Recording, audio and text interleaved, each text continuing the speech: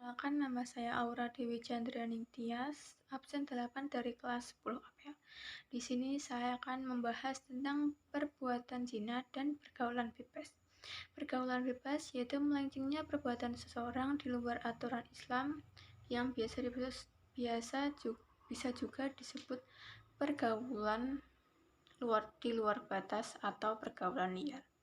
Untuk perbuatan zina, yaitu hubungan layaknya suami istri yang dilakukan oleh perempuan dan laki-laki yang sudah balik tanpa adanya hubungan pernikahan yang sah di Islam. Terdapat juga pada surat Al-Isra ayat 32 yang berbunyi, "Wala taqrabuz zina innahu kana fahisyatan wa sa'a sabila," yang artinya, janganlah kamu mendekati zina. Sesungguhnya zina itu adalah perbuatan keji dan jalan terburuk. Surat Al-Isra ayat 32 juga menjelaskan tentang larangan berzina, mendekati zina, ataupun melakukan perbuatan-perbuatan yang mendorong perilaku zina.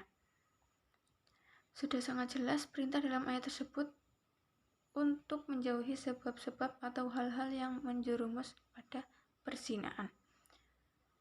Dalam Islam, zina dan hukuman bagi pelakunya diklasifikasikan menjadi dua macam, yaitu zina muson dan zina ghairu muson. Zina muson yaitu perbuatan zina yang dilakukan oleh orang yang sudah atau pernah menikah, baik dilakukan oleh suami atau istri maupun orang yang sudah tidak beristri atau bersuami.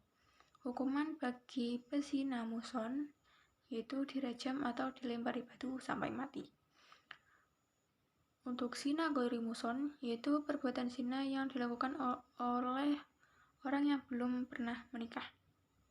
Hukuman bagi pezina ghairu muson yaitu dicambuk sebanyak 100 kali dan diasingkan ke daerah lain atau dipenjara selama 1 tahun. Mengingat beratnya hukuman bagi pelaku zina, hukuman Islam telah menentukan syarat-syarat yang berat bagi terlaksananya hukuman tersebut sebagai berikut. Yang pertama, hukuman dapat dibatalkan bila masih terdapat keraguan terhadap peristiwa atau perbuatan zina. Hukuman tidak dapat dijalankan sebelum benar-benar diyakini terjadi perzinaan.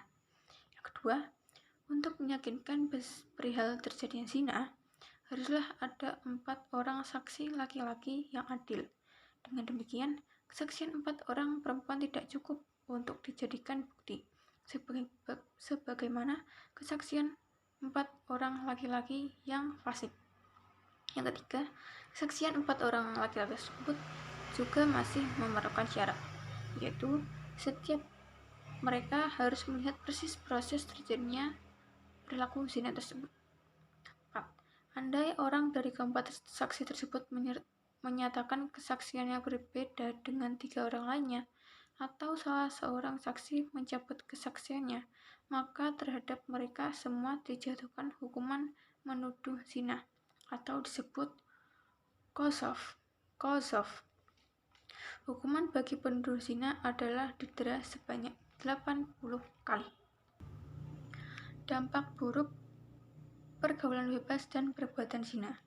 Dampak di dunia yaitu ada menghilangkan wibawa, mengakibatkan kefakiran, dan mengurangi umur.